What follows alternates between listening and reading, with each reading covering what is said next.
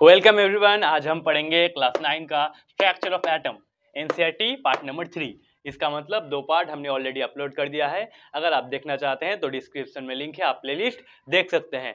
तो मैं हूं आपका साइंस सर। चलिए आज का वीडियो स्टार्ट करते हैं। तो सबसे पहले आज हम पढ़ेंगे इलेक्ट्रॉन डिस्ट्रीब्यूशन। इसका मतलब इलेक्ट्रॉन का डिस्ट्रीब्यूशन कैसे होता है, how electron are distribute in orbit. अच्छा, तो इलेक्ट्रॉन डिस्ट्रीब्यूशन समझने से पहले हमने जो पिछले क्लास में समझा था कि एक न्यूक्लियस के बाहर ऐसे बहुत सारे ऑर्बिट रहते हैं। तो पहले जो ऑर्बिट है उसे हम कहते हैं के, उसके बाद एल एम, इसके बाद ऐसे ही बढ़ता रहेगा। अच्छा, तो ये सब जो ऑर्बिट है इस पर के एल एम पर के और एल उसके बाद एम कितना इलेक्ट्रॉन रहेगा और कैसे रहेगा ये सब हम जानेंगे। तो देखिए किस ऑर्बिट पर कितना इलेक्ट्रॉन रहेगा ये आपका एक फॉर्मूला के ऊपर डिपेंड करता है। वो फॉर्मूला है आपका, देखिए 2n²। अच्छा, n का मतलब k पर n का वैल्यू है कितना बोला था 1, l पर है n का वैल्यू 2 और m पर है 3। अच्छा, अब देखिए तो जब इस फॉर्मूला पर हम जब k पर इलेक्ट्रॉन हम निकालेंगे तो कितना आएगा। देखिए 2 इंटू 1² इट मीन्स 2। नेक्स्ट अगर हम k l पर निकालेंगे 2 इंटू 2² इट मीन्स 4 8। अच्छा, उसके बाद m 2 इंटू 3²। तो देखिए m पर n का वैल्यू 3 है इसीलिए 3 का स्क्वायर। अच्छा, तो हो जाएगा 9 18। अच्छा, ऐसे ही बढ़ता रहेगा। तो देखिए हमने एक सिंपल फॉर्मूला 2n², उस फॉर्मूले से कोई भी ऑर्बिट पर कितना इलेक्ट्रॉन रहेगा उसे हमने निकाला। तो देखिए जो फर्स्ट ऑर्बिट के ऑर्बिट है उस पर इलेक्ट्रॉन कितना रहेगा, 2 रहेगा। तो फर्स्ट ऑर्बिट पर इलेक्ट्रॉन ऐसे 2 रहेगा। नेक्स्ट देखिए एल जो सेकेंड ऑर्बिट है उस पर इलेक्ट्रॉन कितना रहता है, 8 इलेक्ट्रॉन। तो ऐसे 8 इलेक्ट्रॉन 1 2 3 4 5 6 7 8, तो 8 इलेक्ट्रॉन ऐसे रहेगा। अच्छा, अब उसके बाद जो m पर कितना रह सकता है, मैक्सिमम रह सकता है 18 इलेक्ट्रॉन। कितना, 18 इलेक्ट्रॉन मैक्सिमम। लेकिन आप याद रखेंगे कोई भी जब मॉलिक्यूल है वो उसके अंदर जब लास्ट ऑर्बिट पर 8 इलेक्ट्रॉन हो जाता है, कितना, 8 इलेक्ट्रॉन। 8 इलेक्ट्रॉन होने के बाद वो बहुत ज़्यादा स्टेबल हो जाता है। बहुत ज़्यादा स्टेबल होने की वजह से वो जो मॉलिक्यूल है वो क्या करेंगे,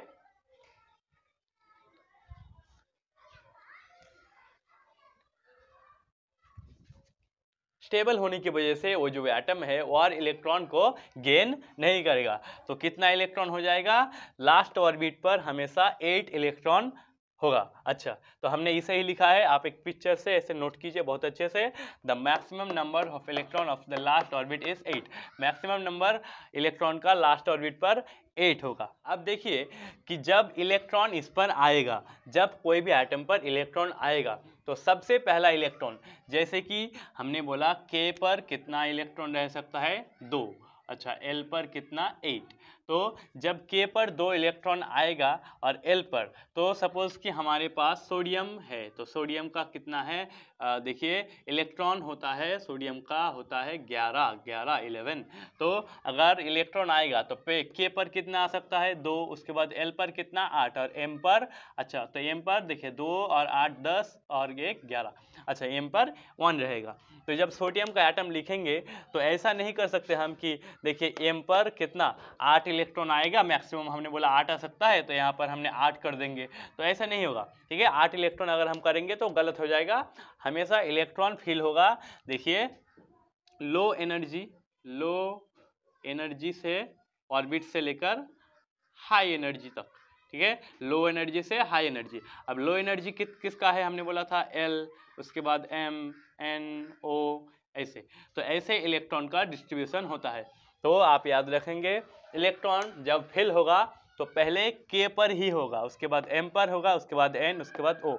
अच्छा सर, ऐसा क्यों होता है, क्योंकि देखिए कोई भी चीज़ हमेशा उसके पास एक प्रॉपर्टी होता है कि हमेशा लो स्टेट पर, लो एनर्जी स्टेट पर रहना चाहता है। जैसे कि आप हमेशा चाहेंगे, आराम करना चाहेंगे, तो वैसे ही जो एटम्स है वो भी चाहते हैं आराम करना। इसका मतलब बहुत ज़्यादा कम एनर्जी रहना। तो इस पर देखिए सबसे ज़्यादा कम एनर्जी है, उसके बाद इस पर, तो ऐसे ही स्टेप वाइज मैनर पर इलेक्ट्रॉन का फिलिंग होगा। तो हमने बोला सोडियम का 11 इलेक्ट्रॉन, तो K पर 2 इलेक्ट्रॉन आएगा, उसके बाद L पर 8 इलेक्ट्रॉन हमने दिखाया, और M पर 1 इलेक्ट्रॉन आएगा। ठीक है, तो ऐसे इलेक्ट्रॉन का डिस्ट्रीब्यूशन होता है। हमने जान लिया कि इलेक्ट्रॉन का डिस्ट्रीब्यूशन कैसे होता है, कैसे ऑर्बिट रहता है, ये सब। तो अब हम देखिए स्ट्रक्चर ऑफ एटम चैप्टर का जो स्ट्रक्चर है वो इम्पॉर्टेंट है, उसे हम करना सीख लेंगे। तो देखिए ये हो गया आपका न्यूक्लियस। सपोज कि हम हाइड्रोजन का स्ट्रक्चर करेंगे, तो हाइड्रोजन, अच्छा हम यहाँ करते हैं, तो हाइड्रोजन का स्ट्रक्चर कैसा होगा? हाइड्रोजन के पास सिर्फ एक प्रोटॉन रहता है। अच्छा, तो ऐसे प्लस और एक इलेक्ट्रॉन, तो हाइड्रोजन, ये हो गया हाइड्रोजन ऐसे। अच्छा, हीलियम, हीलियम कैसे होगा? हीलियम के पास कितना इलेक्ट्रॉन होता है? 2, तो हीलियम का ये हो गया न्यूक्लियस और 2 इलेक्ट्रॉन, ऐसे हो गया हीलियम का structure. Next hydrogen, helium, lithium, lithium देखिए लिथियम पर कितना रहता है? 3, तो 2 और 1, तो पहले पर 2, उसके बाद फिर एक आएगा 1, तो ये हो जाएगा लिथियम। अच्छा, एक बड़ा कर हम आपको दिखाते हैं। सपोज कि पोटेशियम, पोटेशियम। अच्छा, तो पोटेशियम पर देखिए बहुत सारा आ जाएगा। पोटेशियम होता है 19, तो पहले पर 2, उसके बाद 8, 1 2 3 4 5, आप भी कीजिए मेरे साथ, 8। अच्छा, 3 4 7 8। अच्छा, और कितना आएगा? 2 और 8 10, फिर 8, 1 2 3 4 5 6 7 8। अच्छा, और देखिए तो 2 और 10 2 और 8 10 और 8 18, 18 और एक ऐसे और एक कर लेंगे 19, तो ऐसे आ जाएगा कितना? 19 इलेक्ट्रॉन।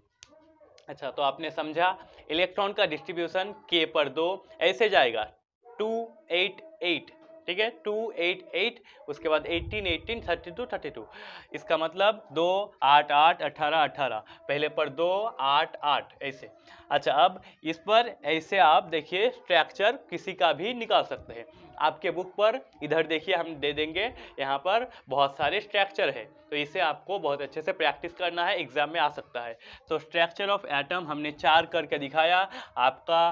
देखिए बुक पर 1 से लेकर 18 तक सब है जो स्ट्रक्चर, आप देखिए प्रैक्टिस कीजिए बहुत अच्छे से। और बच्चों अभी हम पढ़ेंगे उससे पहले इधर पर देखिए एक लाइक का बटन है, तो आप प्लीज़ वीडियो को लाइक कर दीजिए। आज हमारा मतलब अच्छा नहीं लग रहा था, फिर भी हमने आपको पढ़ाया, तो प्लीज़ लाइक कर दीजिए। Thank you. अब हम समझेंगे द टॉपिक वैलेंसी। वैलेंसी क्या होता है, एग्जाम्पल से बहुत अच्छे से समझिए। सोडियम, सोडियम का इलेक्ट्रॉन होता है पहले ऑर्बिट पर 2, उसके बाद 8, उसके बाद 1। अच्छा, अब देखिए सोडियम का इलेक्ट्रॉन ऐसे कॉन्फ़िगरेशन होता है। क्लोरीन का 2 8 और 7 17 होता है, यहाँ पर 11, ये 17, तो 2 और 8 2 और 8 10 और 7 17। अच्छा, अब वैलेंसी समझिए बहुत अच्छे से। इस पर 1 इलेक्ट्रॉन शेष है और इस पर 7 इलेक्ट्रॉन। अब हम देखिए जो ह्यूमंस है हमेशा बहुत खुश रहना चाहते हैं, बहुत स्टेबल रहना चाहते हैं, तो ऐसा ही जो कोई भी एटम बहुत ज़्यादा स्टेबल रहना चाहता है। अच्छा, तो हम जो इंसान है उनको स्टेबल रहने के लिए क्या चाहिए? मनी चाहिए, और भी नेम फेम। ठीक है, और जो एटम्स है इसको जो स्टेबल रहने के लिए बहुत कुछ नहीं चाहिए, बस क्या चाहिए? सिर्फ 8 इलेक्ट्रॉन, लास्ट ऑर्बिट पर 8 इलेक्ट्रॉन। तो अगर किसी एटम पर लास्ट ऑर्बिट पर क्या है? 8 इलेक्ट्रॉन है, तो वो ये स्टेबल है। अब देखिए सोडियम का यहाँ पर तो 8 इलेक्ट्रॉन है, लेकिन लास्ट पर नहीं है, तो इसको क्या करना होगा? देखिए या तो 7 इलेक्ट्रॉन इसको गेन करना पड़ेगा, या फिर 1 इलेक्ट्रॉन छोड़ना पड़ेगा। 1 इलेक्ट्रॉन छोड़ देगा तो क्या 8 हो जाएगा। अच्छा, और इसको देखिए क्लोरीन अगर ये एक ऐसे रिसीव कर ले या फिर 7 को छोड़ दे, तो सोडियम क्या करेगा? सोडियम क्या करेगा? इसको 1 इलेक्ट्रॉन को लॉस्ट करेगा, 1 इलेक्ट्रॉन छोड़ देगा, और ये करेगा 1 इलेक्ट्रॉन को गेन करेगा। अच्छा, तो अब यहाँ पर देखिए सोडियम और क्लोरीन के बीच देखिए इलेक्ट्रॉन का डिस्ट्रीब्यूशन होगा, इलेक्ट्रॉन ये उसको दे देगा। अच्छा, इसके बाद एक एक्स्ट्रा इलेक्ट्रॉन है तो इसको इसने दे दिया। अच्छा, तो यहाँ पर देखिए सोडियम का 8 हो जाएगा और इसका भी 8 हो जाएगा, तो दोनों बहुत ज़्यादा स्टेबल, इसकी वजह से सोडियम, उसके बाद क्लोरीन, ऐसे सोडियम क्लोराइड, आपका जो नमक है, नमक सोडियम क्लोराइड ऐसे ही फॉर्म होता है। तो देखिए इसे हमें ऐसे समझना है कि वैलेंसी का मतलब जब कोई एटम ऐसे स्टेबल होता है तो जितना ज्यादा इलेक्ट्रॉन क्या करता है, गेन करता है या फिर लूज करता है। और एक चीज होता है शेयर, जैसे कि कार्बन, कार्बन के पास देखिए 2 और 6, 2 और 4 इलेक्ट्रॉन, इसका मतलब मोट है 6 इलेक्ट्रॉन। तो देखिए कार्बन क्या कर सकता है, 4 इलेक्ट्रॉन को शेयर कर सकता है या फिर 4 इलेक्ट्रॉन को गेन कर सकता है। अब देखिए अगर जो कार्बन है 4 इलेक्ट्रॉन छोड़ देगा तो उसको बहुत ज़्यादा एनर्जी लूज करना पड़ेगा, वैसे ही अगर वो गेन करेगा उसके बाद भी बहुत ज़्यादा एनर्जी लूज करना पड़ेगा। इसकी वजह से कार्बन इसको शेयर करता है। शेयर मतलब कार्बन किसी और एक एटम से इलेक्ट्रॉन का शेयर करेगा, उसके बाद मॉलिक्यूल फॉर्म करेगा। अच्छा, तो देखिए वैलेंसी का मतलब कोई भी एटम जो जितना इलेक्ट्रॉन शेयर कर सकता है, लॉस कर सकता है या फिर गेन कर सकता है, तो वो नंबर हो जाएगा वैलेंसी। तो देखिए the number of electron lost, gain और share of an atom to stable is called valence. Next topic हम पढ़ेंगे इलेक्ट्रॉन कॉन्फ़िगरेशन। इलेक्ट्रॉन कॉन्फ़िगरेशन करना बहुत इजी है। देखिए सिर्फ इसको हमारा इलेक्ट्रॉन याद रखना है। तो हाइड्रोजन के पास एक इलेक्ट्रॉन होता है। अच्छा, हमने लिख कर दिया था 1 से 20 तक कि किसका कितना इलेक्ट्रॉन है। अगर आपने नहीं देखा है तो थोड़ी देर बाद हम फिर से आपको बोलेंगे। अच्छा, तो देखिए यहाँ पर हाइड्रोजन है तो इसका कॉन्फ़िगरेशन कितना, 1, बस सिंपल। इसका 2 होता है तो हीलियम का 2, इसका मतलब कितना, 2। अच्छा, लिथियम का देखिए 3 होता है तो पहले ऑर्बिट पर रहेगा 2, उसके बाद कितना, 1, तो ये हो जाएगा इलेक्ट्रॉन कॉन्फ़िगरेशन, मोट कितना, 3। अच्छा, नेक्स्ट इसका होता है 11, तो हो जाएगा पहले 2, उसके बाद कितना आ सकता है, 8, तो 2 और 8 10 और ये 11। इसको हमने बोला था 2 8 8 18 18 32 32। अच्छा, पोटेशियम का कितना, 19, तो देखिए 2 उसके बाद 8, 2 और 8 कितना हुआ, 10 हुआ, और 8 कितना हुआ, 18 और 1 19। ठीक है, तो ऐसे देखिए 19 होता है, 2 8 8 और 1, ऐसे 19। अच्छा, 20 कैल्शियम का कितना होता है, 20, तो 2 8 2 और 8 10, 10 और 8 18, 2 20। ठीक है, तो ऐसे देखिए 20 होता है। तो यहाँ पर हमने 6 देखिए जो एटम्स का इलेक्ट्रॉन का कॉन्फ़िगरेशन करके दिखाया। ऐसे ही आपका इधर साइड देखिए 20 18 है, 18 इलेक्ट्रॉन कॉन्फ़िगरेशन दिया हुआ है बुक पर, तो इसको बहुत अच्छे से प्रैक्टिस कीजिए। डायरेक्टली एग्जाम पर क्वेश्चन आएगा कि कैल्शियम का इलेक्ट्रॉन कॉन्फ़िगरेशन क्या होता है, फिर आपको ऐसे 2, 8, 2 ऐसे दिखाना। नेक्स्ट टॉपिक है एटॉमिक नंबर।